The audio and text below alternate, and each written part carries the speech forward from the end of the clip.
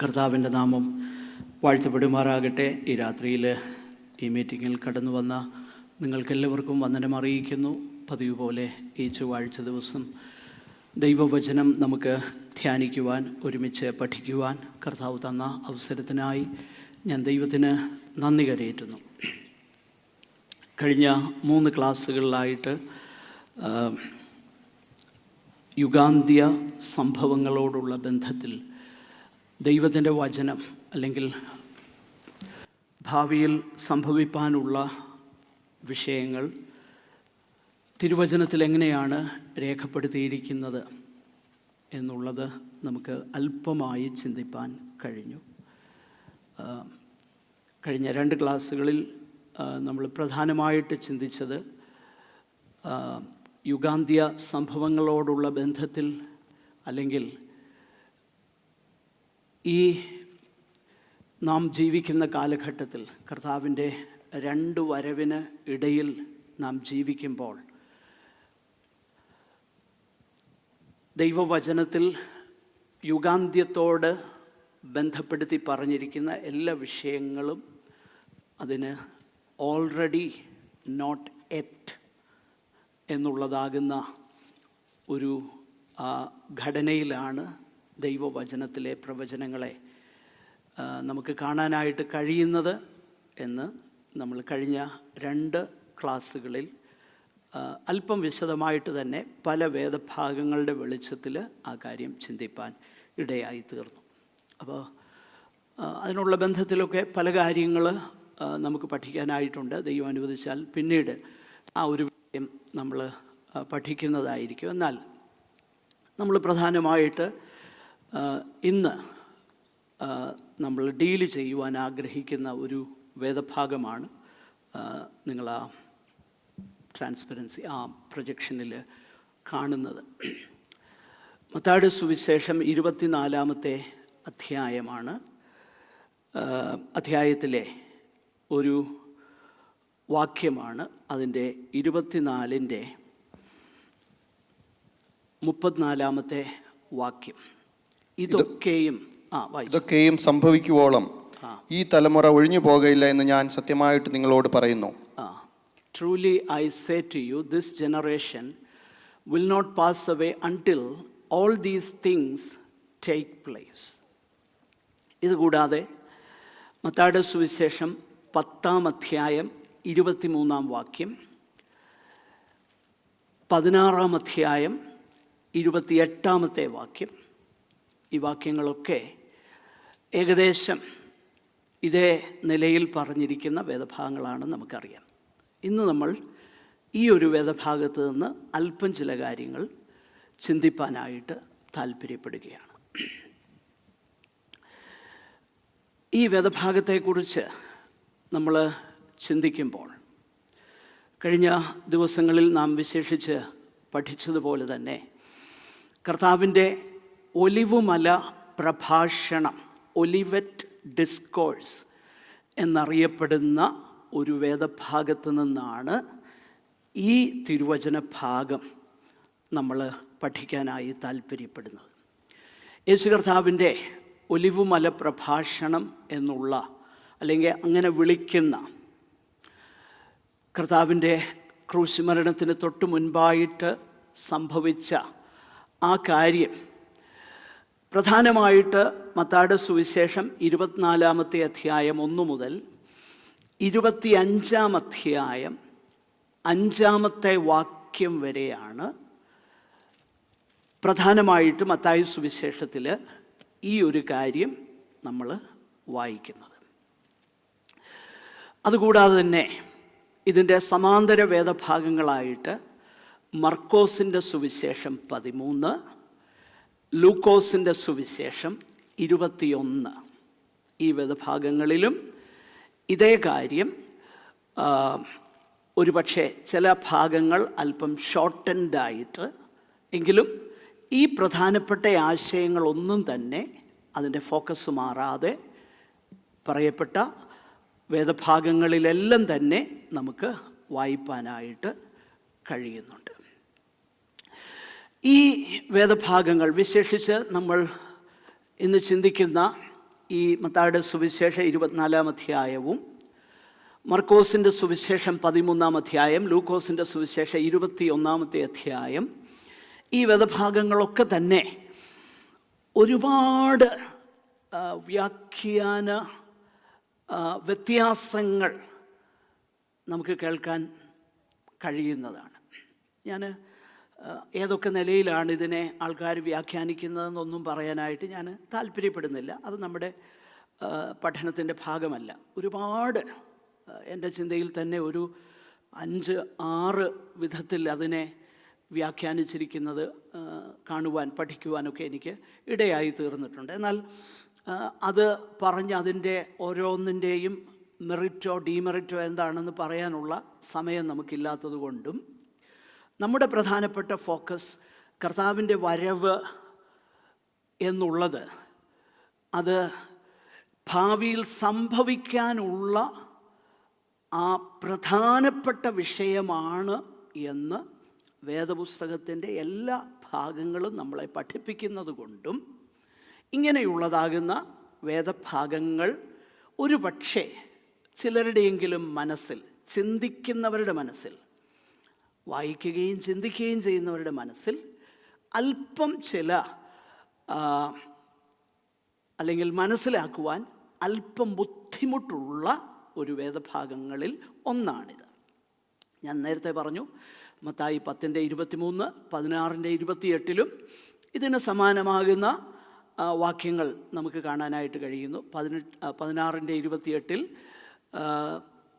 മരണം, അതായത് ദൈവരാജ്യം ശക്തിയോടെ വരുന്നതുവരെ മരണം ആസ്വദിക്കാത്തവർ ഈ നിൽക്കുന്നവരിൽ ഉണ്ട്. മത്തായി 16:28. മത്തായി 10:23 നമ്മൾ വായിക്കുന്നത്, മനുഷ്യപുത്രൻ വരുവോളം നിങ്ങൾ ഇസ്രായേൽ ഗോത്രങ്ങളിൽ മുഴുവൻ സഞ്ചരിച്ച് തീരുകയില്ല എന്ന് ഞാൻ സത്യമായിട്ട് നിങ്ങളോട് പറയുന്നു.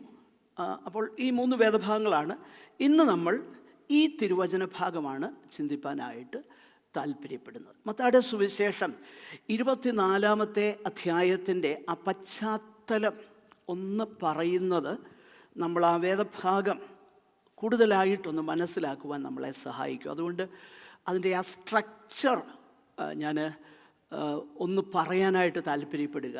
ആവശ്യമുള്ളവർക്കത് ആ നോട്ട് എഴുതിയെടുക്കുവാനായിട്ട് കഴിയും. ഈ ഒലിവുമല പ്രഭാഷണം അല്ലെങ്കിൽ ഒലിവറ്റ് ഡിസ്കോഴ്സ് എന്ന് വിളിക്കപ്പെടുന്ന ഈ വേദഭാഗത്തിൻ്റെ മത്തായി 24:1 മുതൽ 3 വരെയുള്ള വേദഭാഗം നമ്മൾ ശ്രദ്ധിച്ചു നോക്കിയാൽ അവിടെ അതിൻ്റെ ആ പശ്ചാത്തലം അല്ലെങ്കിൽ അതിൻ്റെ ആ സെറ്റിംഗ് എന്താണെന്ന് മത്തായി പറയുകയാണ്.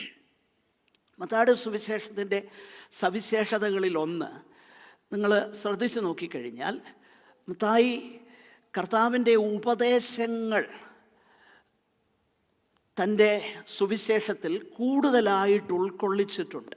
പ്രത്യേകിച്ച് അവൻ പുരുഷാരത്തെ ഉപദേശിച്ച് തീർന്ന ശേഷം, അങ്ങനെ ആവർത്തിച്ച് നിങ്ങൾക്ക് കാണാനായിട്ട് കഴിയും മത്തായി സുവിശേഷത്തിൽ അങ്ങനെ കാണാൻ ആ ഒരു സ്ട്രക്ചറാണ് മത്തായിയുടെ സുവിശേഷത്തിന് നമുക്ക് കാണാനായിട്ട് കഴിയുന്നത്. ഒരു എന്താ പറയുന്ന ഒരു നറേഷൻ, ഒരു സംഭവങ്ങളുടെ വിവരണം ചെയ്തേച്ച് ഉടനെ ഉപദേശം, കർത്താവിൻ്റെ ഉപദേശങ്ങൾ അതുപോലെ അങ്ങ് പറയുക. ഉദാഹരണത്തിന് ആദ്യം തൊട്ട് തന്നെ നമുക്ക് കാണാനായിട്ട് കഴിയുന്നുണ്ട്. 4-ാമത്തെ അധ്യായം വരെ സംഭവങ്ങളെക്കുറിച്ച് പറഞ്ഞിട്ട് 5-ാം അധ്യായത്തിലേക്ക് കടന്നു വരുമ്പോൾ 5, 6, 7 അധ്യായങ്ങളിൽ നമ്മൾ വായിക്കുന്നു കർത്താവിൻ്റെ ഗിരിപ്രഭാഷണമെന്ന് പൊതുവെ വിളിക്കുന്ന ആ വേദഭാഗം. എന്നിട്ട് അതിൻ്റെ അവസാനം നമ്മൾ വായിക്കുന്നു, അവൻ ഉപദേശിച്ച് തീർന്നപ്പോൾ അവർ അവൻ്റെ ഉപദേശത്തിൽ വിസ്മയിച്ചു എന്നൊക്കെ പറഞ്ഞിട്ട് പിന്നെ ചില കാര്യങ്ങൾ പറയുക. അതിൻ്റെ ശേഷം പിന്നെയും നമ്മൾ വായിക്കുന്നു, മത്തായി 13 വരുമ്പോൾ ദൈവരാജ്യത്തെക്കുറിച്ചുള്ള ഉപദേശങ്ങളാണ് വായിക്കുന്നത്.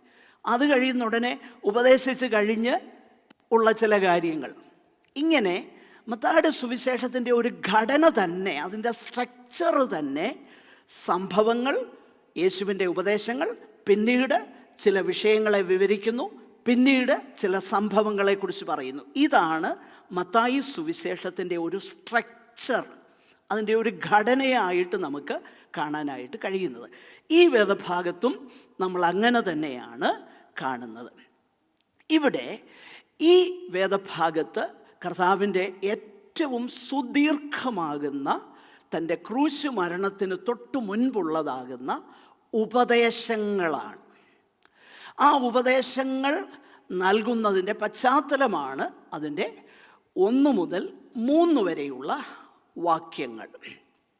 അതിൻ്റെ 4 മുതൽ 28 വരെയുള്ള വാക്യങ്ങൾ നമ്മൾ ശ്രദ്ധിച്ചു നോക്കിക്കഴിഞ്ഞാൽ കർത്താവ് ഈ ഭാഗത്ത് പറയുന്നത് പോലെ ഇതൊക്കെയും 8-ാം വാക്യം, ഇത് ഒക്കെയും ഈറ്റുനോവിൻ്റെ ആരംഭമത്രേ. ഇതൊക്കെയും ഈറ്റുനോവിൻ്റെ ആരംഭമത്രേ. അപ്പോൾ ആ ഈറ്റുനോവിൻ്റെ ആരംഭം, ബർത്ത് പെയിൻസ്, ആ ബർത്ത് പെയിൻസിൻ്റെ ആരംഭം മാത്രമാണ് ഇതെന്ന് കർത്താവ് അതിനെക്കുറിച്ച് പറയുകയാണ്. അപ്പോൾ ഇങ്ങനെ വേണമെങ്കിൽ നമുക്ക് ആ ഘടന മനസ്സിലാക്കാനായിട്ട് കഴിയും. 4 മുതൽ 28 വരെയുള്ള വാക്യങ്ങൾ, മത്തായി 24, 4 മുതൽ 28 വരെയുള്ള വാക്യങ്ങൾ ആ ബർത്ത് പെയിൻസിനെ കുറിച്ചാണ് കർത്താവ് പറയുന്നത്. വീണ്ടും അതിന് ചില സബ് ഡിവിഷൻസ് ഉണ്ട്. 4 മുതൽ 28 വരെയുള്ളതാകുന്ന ആ വേദഭാഗം ആ ഈറ്റുനോവിനെക്കുറിച്ചും അല്ലെ അതിൻ്റെ ആരംഭത്തെക്കുറിച്ചും കർത്താവ് പറയുമ്പോൾ ആ വേദഭാഗം തന്നെ നമുക്ക് വീണ്ടും ഡിവൈഡ് ചെയ്യുവാനായിട്ട് കഴിയും. നിങ്ങൾ ശ്രദ്ധിച്ച് നോക്കിക്കഴിഞ്ഞാൽ അതിൻ്റെ 4-ാമത്തെ വാക്യം മുതൽ 14 വരെയുള്ള വാക്യങ്ങൾ അതിൻ്റെ ഒരു വിവരണമാണ്, അല്ലെങ്കിൽ വിശദീകരണമാണ്. പൊതുവാകുന്ന ഒരു വിശദീകരണം, general description of the birth pains. Matthew chapter 24 verses 4-14. അങ്ങനെ ആ ഒരു കാര്യം പറഞ്ഞിട്ട് അതിൻ്റെ 15 മുതൽ 21 വരെയുള്ളതാകുന്ന വാക്യങ്ങൾ നമ്മൾ ശ്രദ്ധിച്ച് നോക്കിക്കഴിഞ്ഞാൽ അവിടെ അതിനെ നമുക്കിങ്ങനെ വിശേഷിപ്പിക്കാനായിട്ട് കഴിയും. അതിൻ്റെ ഒരു യഹൂദ ജാതിയോടുള്ള ബന്ധത്തിൽ it is a sharp pain, the fall of Jerusalem. Jerusalem നഗരത്തിൻ്റെ വീഴ്ചയെയാണ്, അല്ലെങ്കിൽ അതിൻ്റെ പതനത്തെയാണ് മത്തായിയുടെ സുവിശേഷം 24-15 മുതൽ 21 വരെയുള്ളതാകുന്ന വാക്യങ്ങളിൽ നമുക്ക് കാണാനായിട്ട് കഴിയുന്നത്. ഇതിൻ്റെ എല്ലാം കാരണം എന്താണെന്ന് ചോദിച്ചു കഴിഞ്ഞാൽ, നമ്മൾ ശ്രദ്ധിച്ചു നോക്കിക്കഴിഞ്ഞാൽ ഇതെല്ലാം തന്നെ അവിടെ ശിഷ്യന്മാരുടെ ഒരു ചോദ്യത്തിൻ്റെ ഉത്തരമാണ് കർത്താവ് നൽകുന്നത്. ശിഷ്യന്മാർ ചോദിക്കുന്ന ഒരു ചോദ്യമുണ്ട്. അതിൻ്റെ 3-ാമത്തെ വാക്യത്തിൽ അവൻ ഒലിവുമലയിൽ ഇരിക്കുമ്പോൾ, വായിച്ചോളൂ. അവൻ ഒലിവുമലയിൽ ഇരിക്കുമ്പോൾ ശിഷ്യന്മാർ തനിച്ച് അവൻ്റെ അടുക്കൽ വന്ന് അത് എപ്പോൾ സംഭവിക്കും എന്നും നിന്റെ വരവിനും ലോകാവസാനത്തിനും അടയാളം എന്ത് എന്നും പറഞ്ഞു തരണമെന്ന് അപേക്ഷിച്ചു. ശ്രദ്ധിക്കണം, ആ ചോദ്യം വളരെ ശ്രദ്ധേയമാണ്. അപ്പോൾ ഈ ചോദ്യം ചോദിക്കാനുള്ള കാരണം തന്നെ ശിഷ്യന്മാരുടെ ഒരു ധാരണയിൽ നിന്നാണ് ഈ ചോദ്യം വരുന്നത്. ആ ധാരണ എന്താണെന്നറിയാമോ?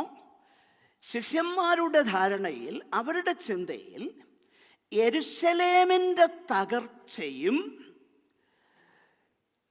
കർത്താവിൻ്റെ മടങ്ങിവരവ്, അല്ലെങ്കിൽ യഹൂദൻ്റെ ചിന്താഗതിയിൽ ആ അന്ത്യകാല യുഗാന്ത്യത്തിൽ സംഭവിക്കുന്ന ആ വിഷയങ്ങളും ഇതൊറ്റ കാര്യമായിട്ടാണ് അവരെപ്പോഴും ചിന്തിച്ചിട്ടുള്ളത്.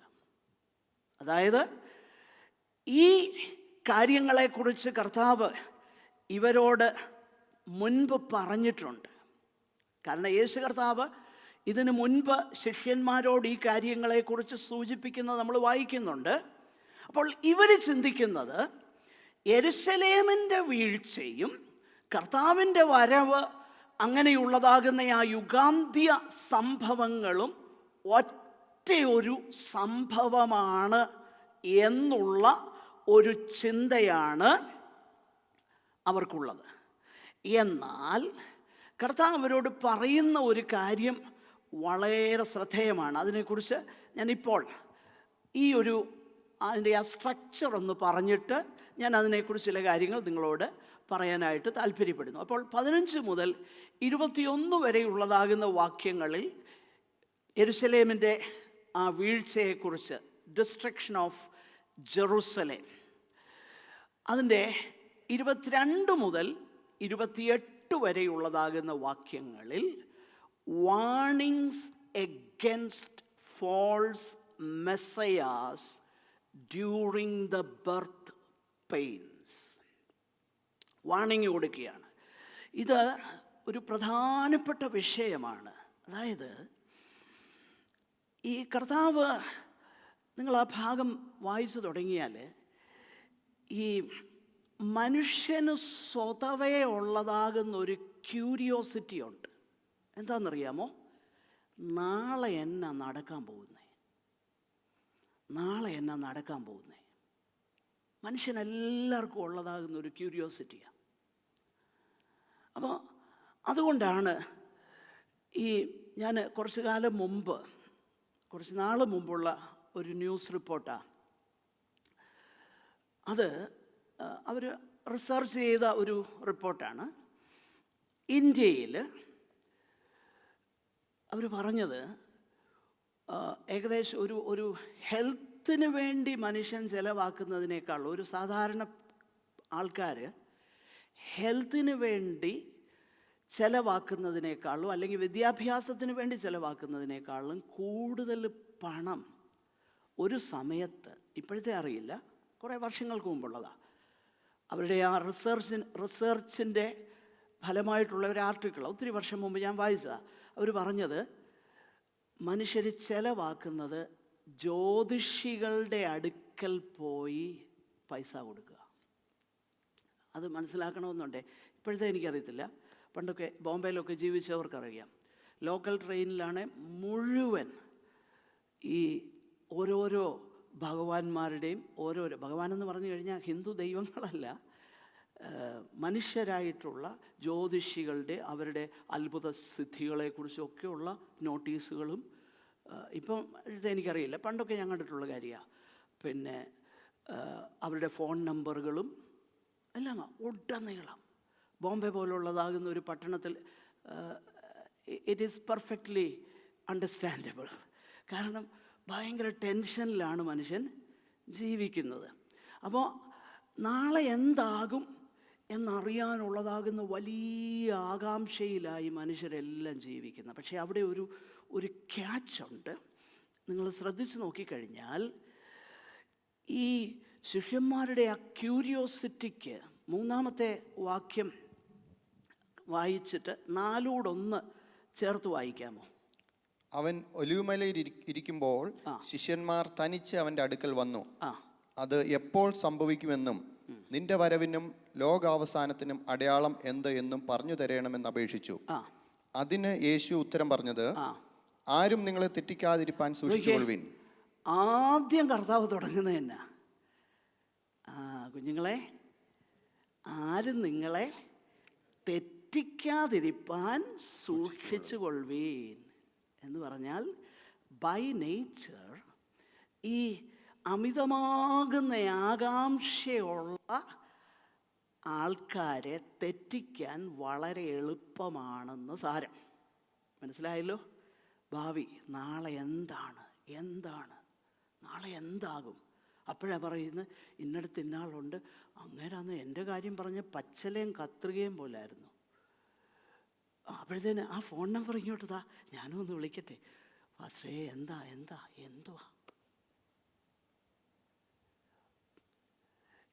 ഇതിനകത്തെ ഒരു വലിയ വിഷയം, ഇവരൊക്കെ പലരും എന്നാന്നറിയോ, ഇങ്ങോട്ട് വന്ന് ഞങ്ങളെ ഒന്ന് വഞ്ചിച്ചേച്ച് പോന്ന് പറഞ്ഞുകൊണ്ടിരിക്കുന്നവരായിട്ടാണ് എനിക്ക് പലതും തോന്നിയിട്ടുള്ളത്. കാരണം ഇത്ര അബദ്ധങ്ങളാണെന്ന് മനസ്സിലാക്കാൻ വലിയ ബിബ്ലിക്കൽ നോളജിൻ്റെ ഒന്നും ആവശ്യമില്ല. കോമൺ സെൻസ് മതി, കോമൺ സെൻസ്, സാമാന്യ ബുദ്ധി മതി. പക്ഷേ people are so overwhelmed about what's going to happen tomorrow.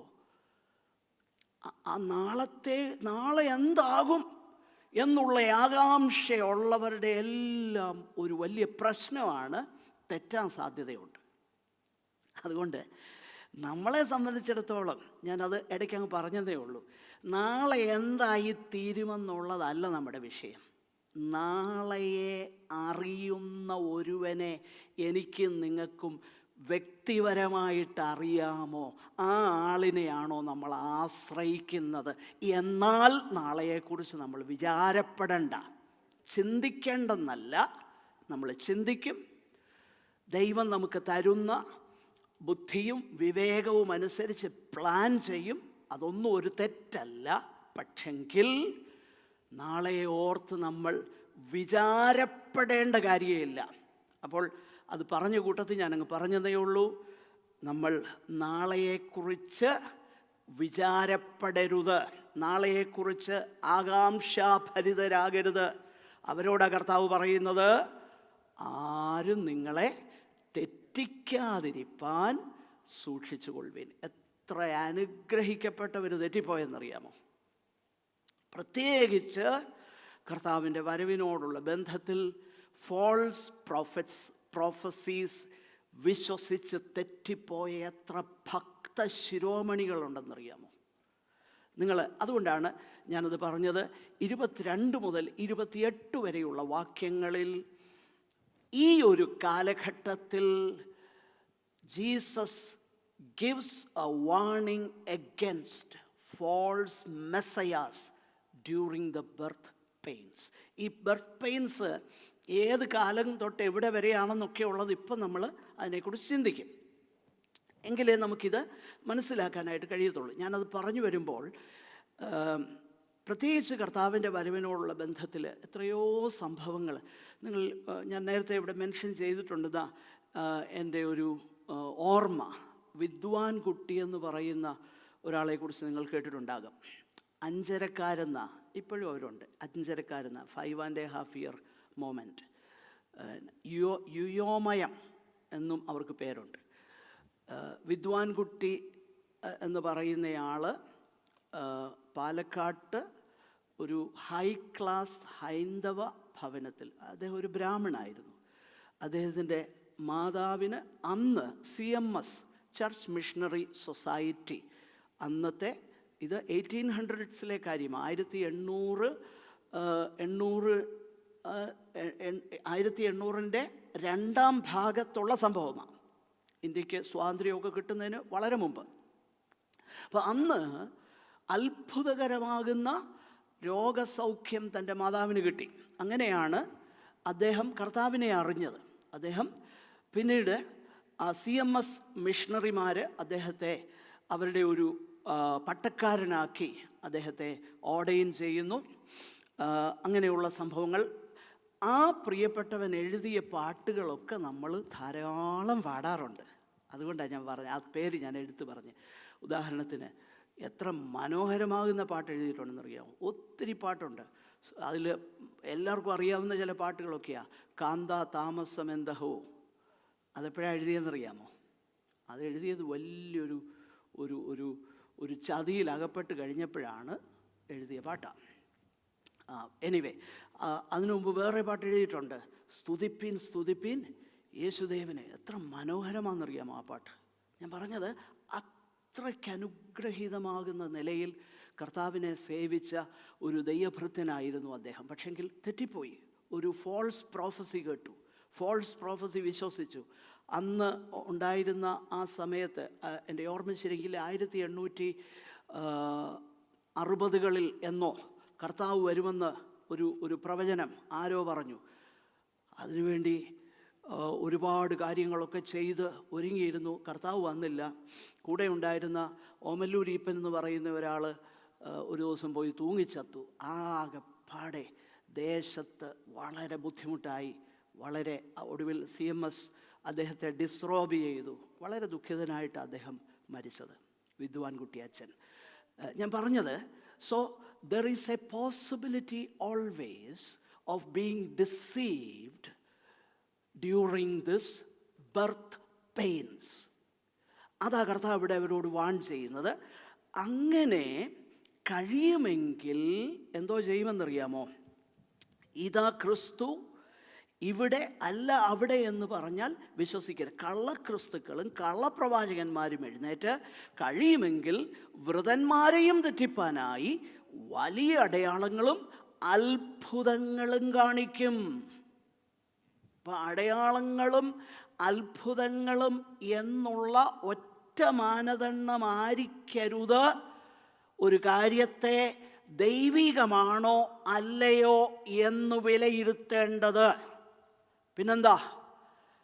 എന്തടയാളമായാലും എന്തത്ഭുതമായാലും ദൈവവചനത്തിനത് വിധേയപ്പെട്ടിരിക്കുന്നുവോ എന്നുള്ളതാണ് കാര്യം. അതാണ് കാര്യം. അതുകൊണ്ട് കർത്താവ് ആ മുന്നറിയിപ്പ് അവിടെ നൽകുന്നത്. 24-29 മുതൽ 31 വരെയുള്ളതാകുന്ന വാക്യങ്ങളിൽ നമ്മളവിടെ വായിക്കുന്നത് കർത്താവിൻ്റെ അല്ലെങ്കിൽ മനുഷ്യപുത്രൻ്റെ വരവിനെക്കുറിച്ച്. അതാണ് നമ്മൾ ആ ഭാഗത്ത് വായിക്കുന്നത്. 24-32 മുതൽ അതിൻ്റെ 35 വരെയുള്ളതാകുന്ന വേദഭാഗം, അവിടെ നിന്നാണ് നമ്മുടെ ടെക്സ്റ്റിലേക്ക് നമ്മൾ വരുന്നത്. ആ വേദഭാഗത്ത് ഇതിൻ്റെ വാസ്തവത്തിലുള്ളതാകുന്ന സിഗ്നിഫിക്കൻസ് അല്ലെങ്കിൽ അതിൻ്റെ പ്രാധാന്യത എന്താണെന്ന് കർത്താവ് പറയുന്നു. 24-36 മുതൽ 41 വരെയുള്ളതാകുന്ന വാക്യങ്ങളിൽ കർത്താവ് പറയുന്നു, the day and hour are unknown. ആ നാളിനെക്കുറിച്ചോ നാഴികയെക്കുറിച്ചോ അറിയില്ല. അതുകൊണ്ട് നനയാത്ത നാഴികയിൽ മനുഷ്യപുത്രൻ വരുന്നത് കൊണ്ട് ഒരുങ്ങിയിരിപ്പേൻ. അപ്പോൾ ഇതാണ് ആ വേദഭാഗത്തിൻ്റെ പശ്ചാത്തലം. ഞാൻ പറഞ്ഞല്ലോ, ഞാൻ നേരത്തെ സൂചിപ്പിച്ചു, ശിഷ്യന്മാർ ചിന്തിച്ച ഒരു കാര്യം യെരുശലേമിൻ്റെ നാശവും അതുപോലെ യുഗാന്ത്യ സംഭവങ്ങളും ഒരു കാര്യമാണ് എന്നവർ ചിന്തിച്ചു. അതുകൊണ്ടാണ് 24:3 അവർ ആ ചോദ്യം ചോദിക്കുന്നത്. അപ്പോൾ അങ്ങനെ ആ ചോദ്യം ചോദിക്കുമ്പോൾ കർത്താവ് അവരോട് പറയുന്ന ഒരു കാര്യം നമ്മൾ ശ്രദ്ധിക്കണം. 4 മുതൽ അതിൻ്റെ 28 വരെയുള്ളതാകുന്ന വാക്യങ്ങളിൽ കർത്താവ് പറയുക, കർത്താവ് ഒരു വാണിംഗ് കൊടുക്കുകയാണ്. എന്താണ് ആ warning? There will be delay before the end. So കർത്താവ് വാൺ ചെയ്യുകയാണ്, no, it is not as you think. It is not, it is not the one and the same thing, the coming of the Son of Man and the destruction of Jerusalem. Coming of the Son of Man എന്ന് പറയുമ്പോൾ കർത്താവിൻ്റെ രണ്ടാമത്തെ വരവ്, coming of the son of man, മനുഷ്യപുത്രൻ്റെ വരവ് എന്ന് പറയുന്നതിന് മറ്റൊരു അർത്ഥം കൂടെ മത്തായി സുവിശേഷം നൽകുന്നുണ്ട്. അത് നമ്മൾ പിന്നീട് ദൈവം അനുവദിച്ചാൽ ചിന്തിക്കും. എനിവേ, ഇവിടെ കർത്താവ് പറയുന്ന ഒരു കാര്യം ഇതാണ്. ആ ഒരു കാലഘട്ടം, ആ ഒരു ഡിലേ, കർത്താവിൻ്റെ വരവ് നാളോ നാഴികയോ സംബന്ധിച്ച് അറിയുന്നില്ല. പക്ഷെങ്കിൽ ആ ഒരു കാലഘട്ടമെന്ന് പറയുന്നത് തൻ്റെ മക്കളെ സംബന്ധിച്ചിടത്തോളം the main characteristic of this period of time, this period of birth pains, will be persecution and tribulation for his followers. പ്രിയപ്പെട്ടവരെ, ഇത് കർത്താവ് പറയുന്നു, നമ്മളത് ശ്രദ്ധിക്കണം. പക്ഷെങ്കിൽ അത് പറയുമ്പോൾ തന്നെ but with one particularly violent display of judgment in the fall of Jerusalem.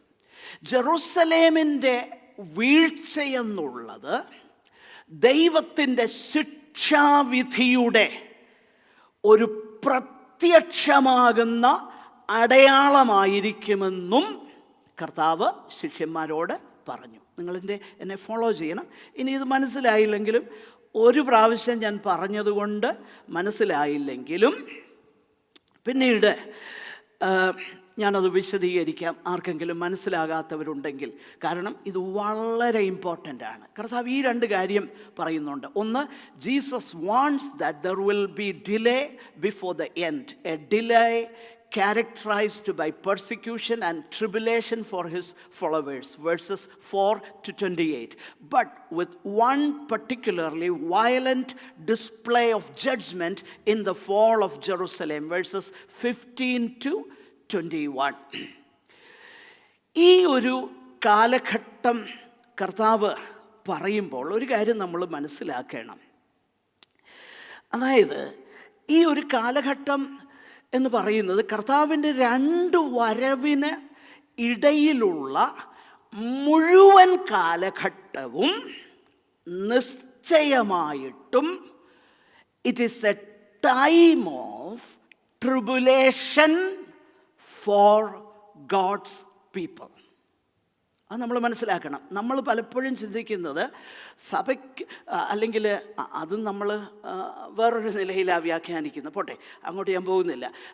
കർത്താവ് പറഞ്ഞേക്കുന്ന ഒരു കാര്യം, പൗള് തുടങ്ങിയ അപ്പോസ്റ്റൽസ് ഒക്കെ പറഞ്ഞിരിക്കുന്ന ഒരു കാര്യം നമ്മൾ മനസ്സിലാക്കണം.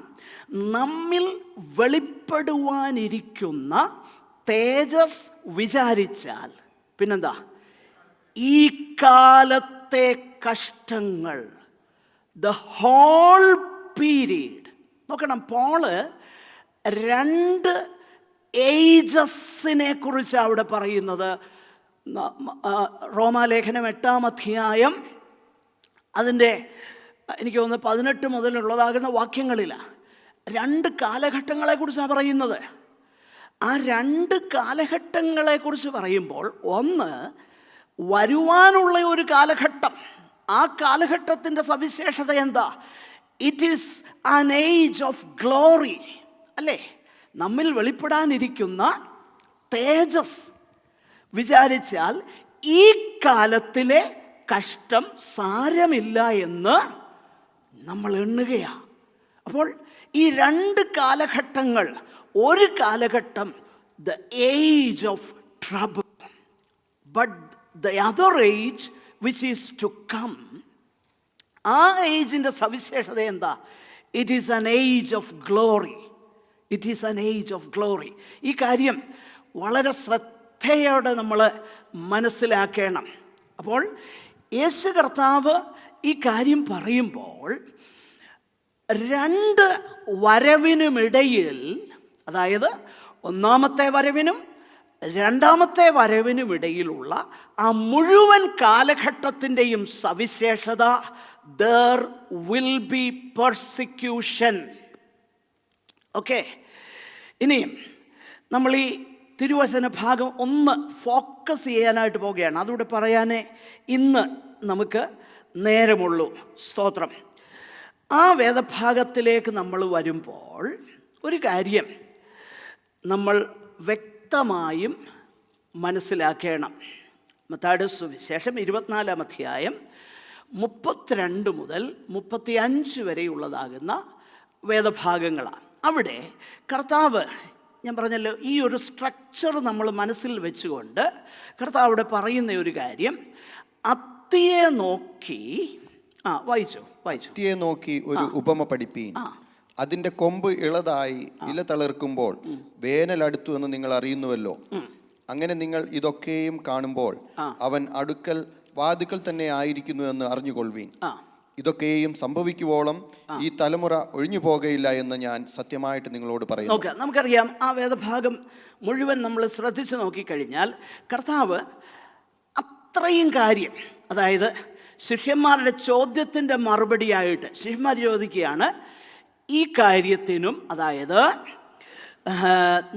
അതെപ്പോൾ സംഭവിക്കും, എന്നും നിന്റെ വരവിനും ലോകാവസാനത്തിനും അടയാളം എന്ത് എന്ന് പറഞ്ഞു തരണം. അപ്പോൾ അതെപ്പോൾ സംഭവിക്കും എന്നുള്ളത് നിശ്ചയമായിട്ടും ശിഷ്യന്മാർ കർത്താവ് മുകളിൽ പറഞ്ഞതാകുന്ന കാര്യത്തെയാണ് ഉദ്ദേശിക്കുന്നത്. അതായത് അതിൻ്റെ 2-ാമത്തെ വാക്യത്തിൽ ഇതെല്ലാം കാണുന്നില്ലയോ, ഇടിഞ്ഞു പോകാതെ കല്ലിന്മേൽ കല്ല് ഇവിടെ ശേഷിക്കയില്ല. കർത്താവിൻ്റെ ഒരു വലിയ ജഡ്ജ്മെൻറ്റ്.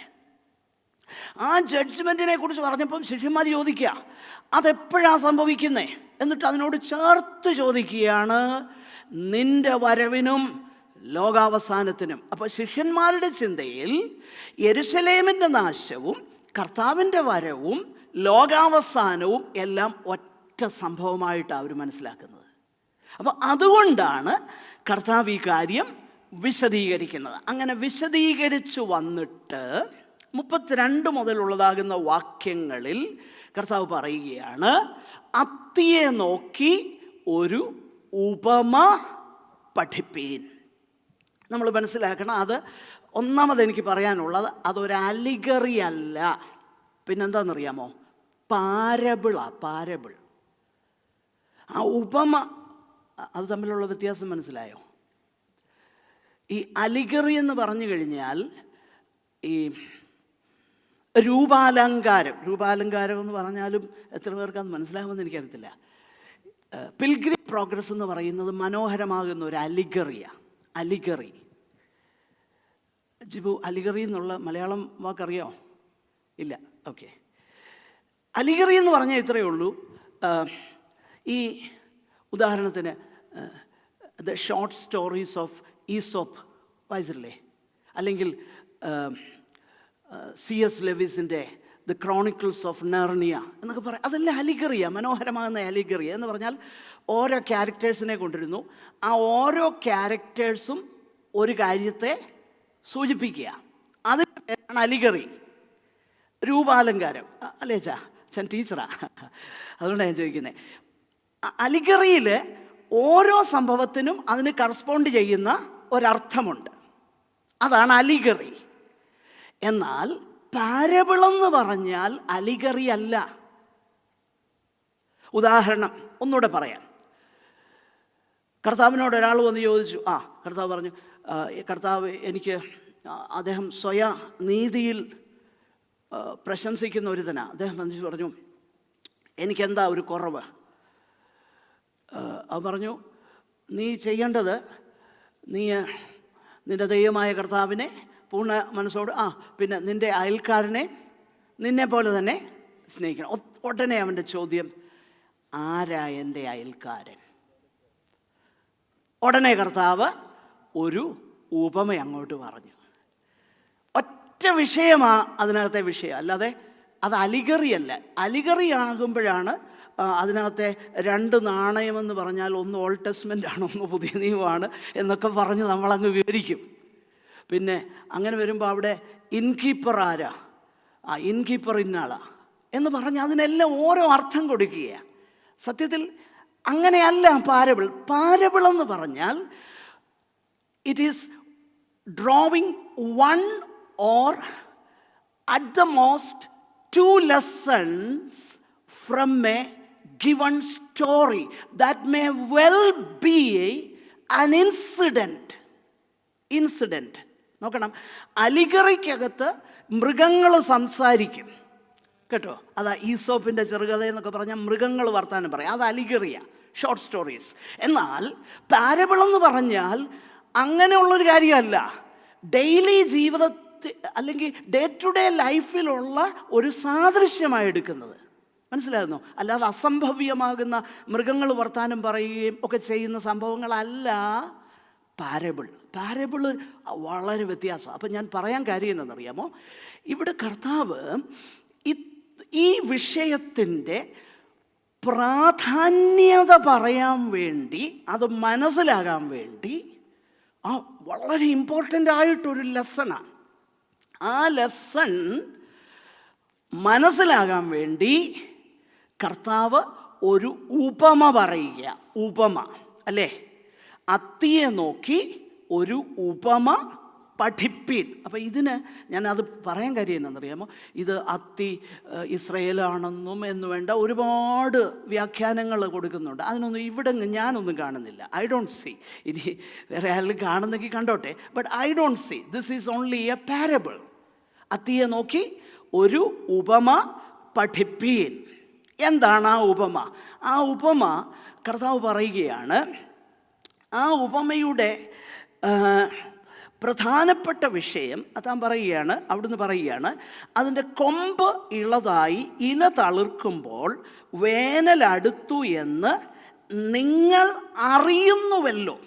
നോക്കണം, അപ്പോൾ അവരുടെ ഡെയിലി ലൈഫിൽ നിന്നും ഒരു വിഷയം എടുത്തേച്ച് കർത്താവ് പറയുക, നോക്ക്, അത്തിയുടെ കൊമ്പ് ഇളതായി ഇല തളിർക്കുമ്പോൾ വേനലടുത്തെന്ന് നിങ്ങൾ പറയുന്നു. അത് ശരിയുമാ.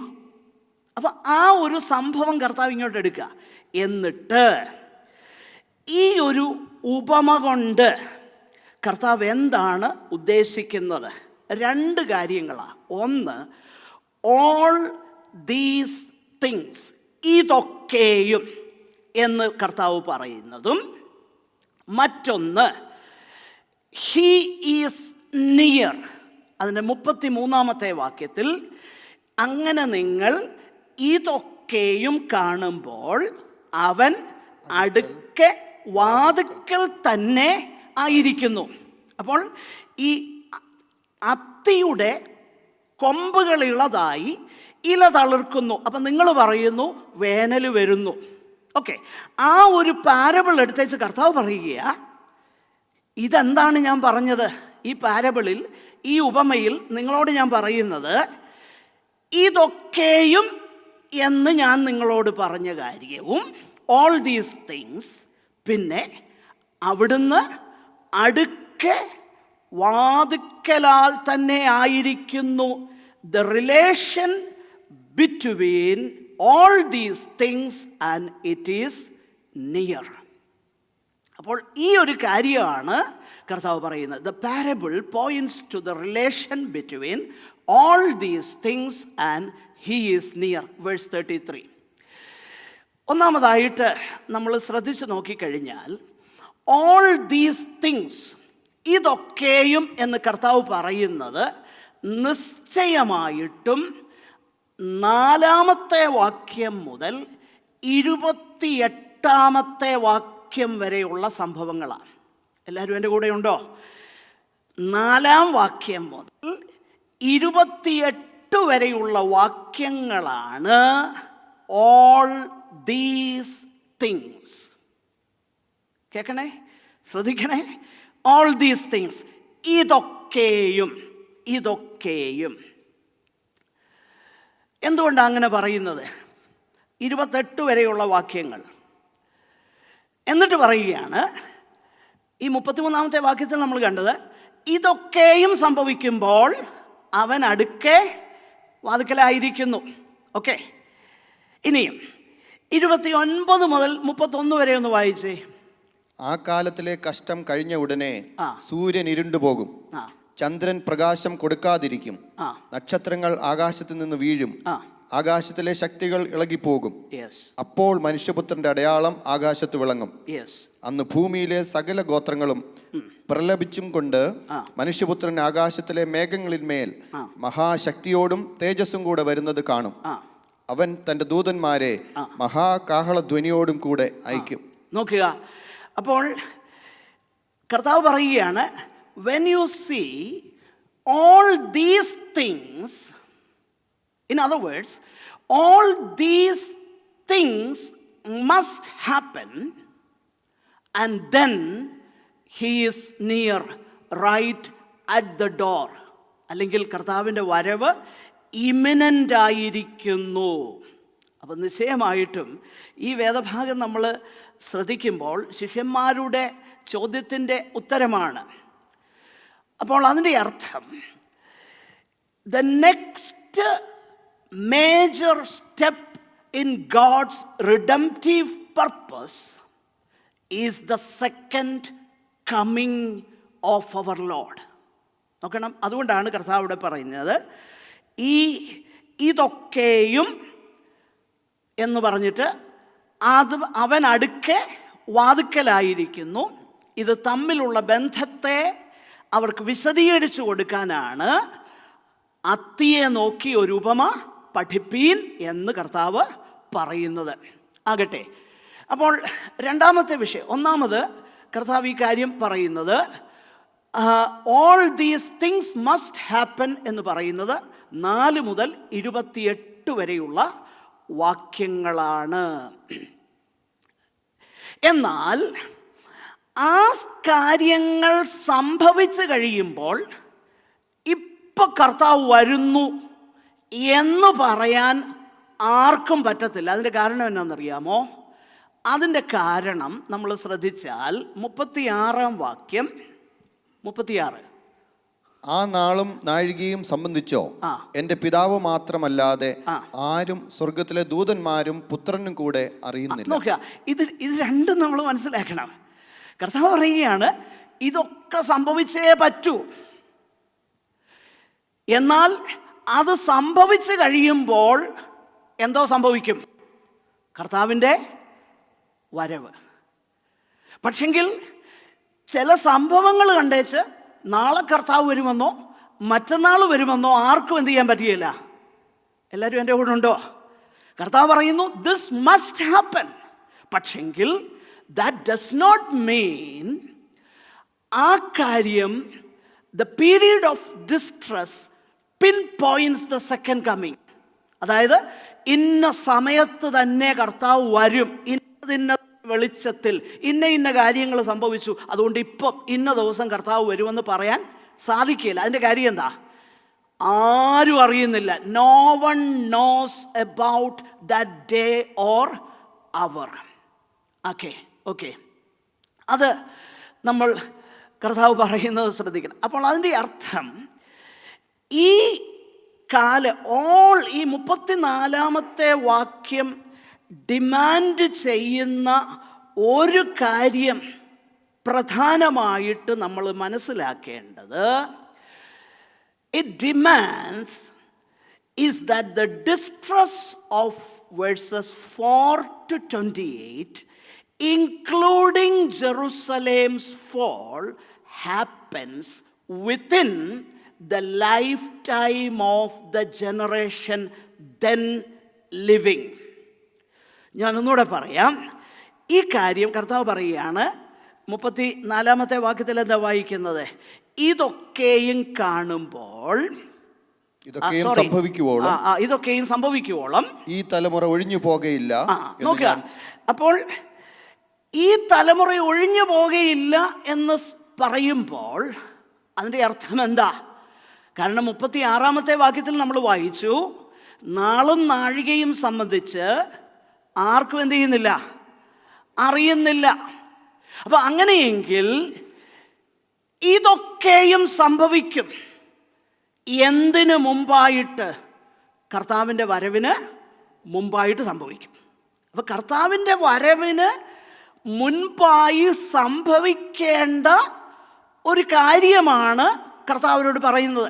അങ്ങനെ പറയുമ്പോൾ അവരോട് പറയുകയാണ് ജെറുസലേം തകരും, കല്ലിന്മേൽ കല്ല് ശേഷിക്കുകയില്ല.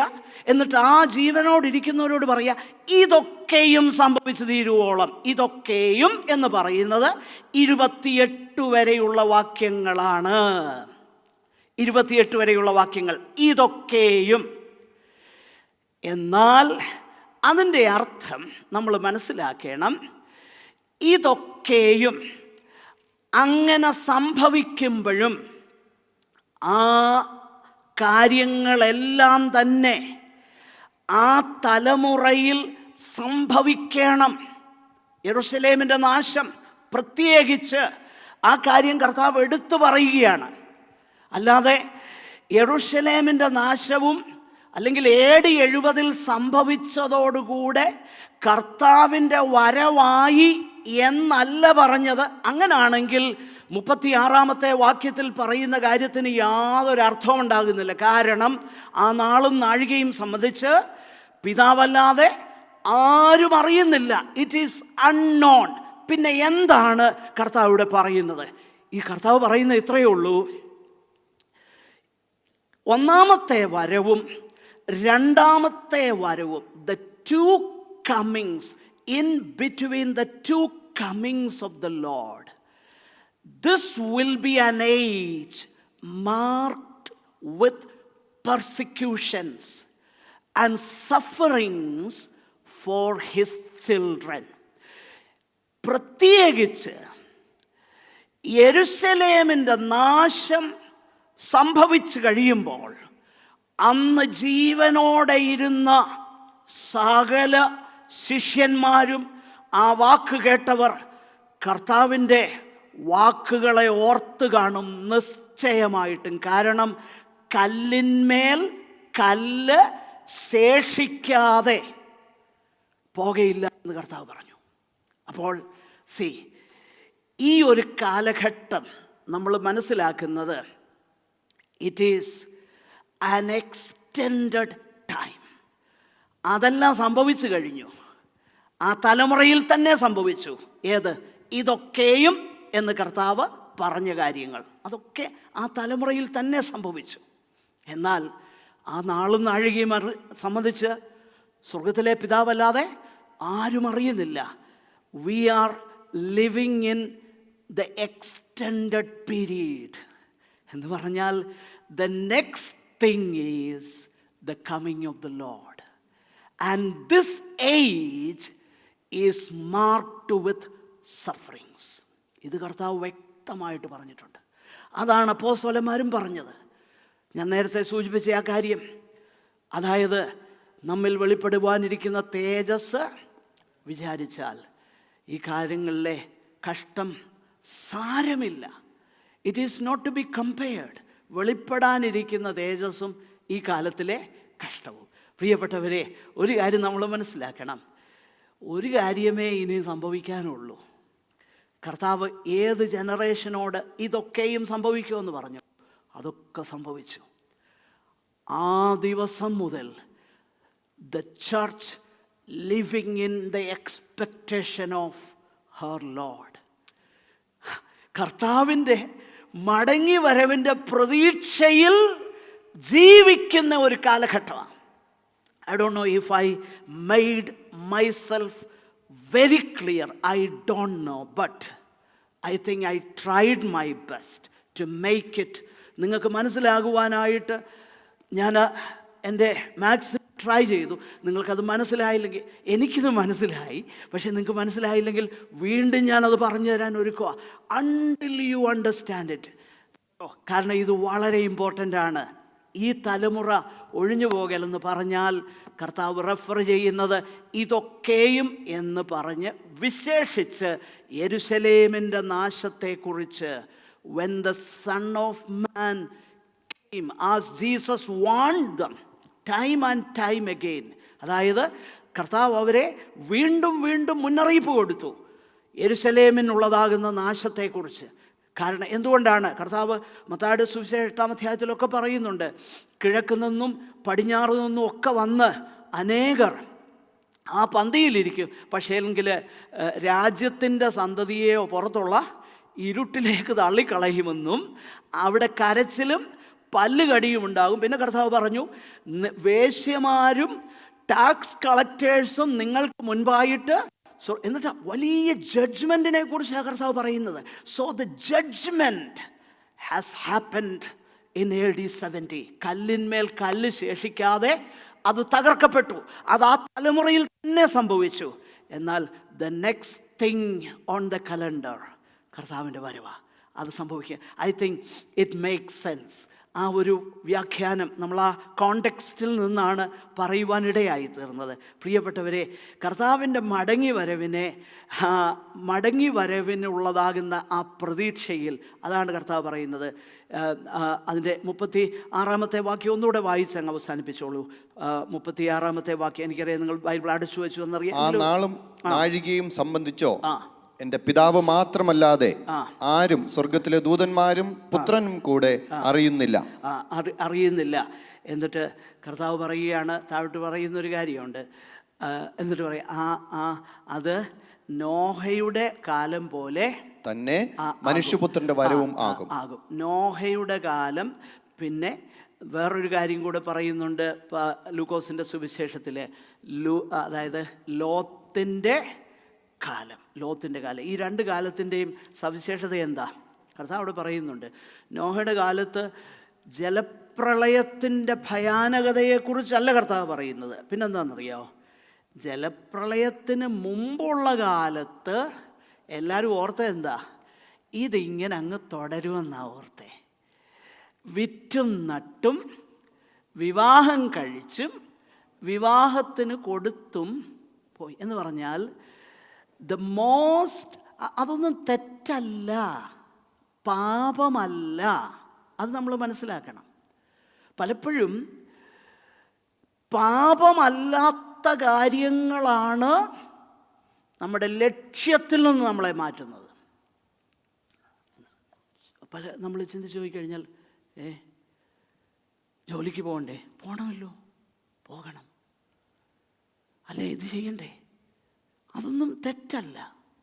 പക്ഷെങ്കിൽ അത് ഏറ്റവും പ്രധാനപ്പെട്ടതിന് തടസ്സമായി വരുമ്പോൾ, അതാ കർത്താവ് പറഞ്ഞത്, സാധാരണ കാര്യങ്ങളാണ്, വലിയ പാപപ്രവൃത്തിയൊന്നുമല്ല.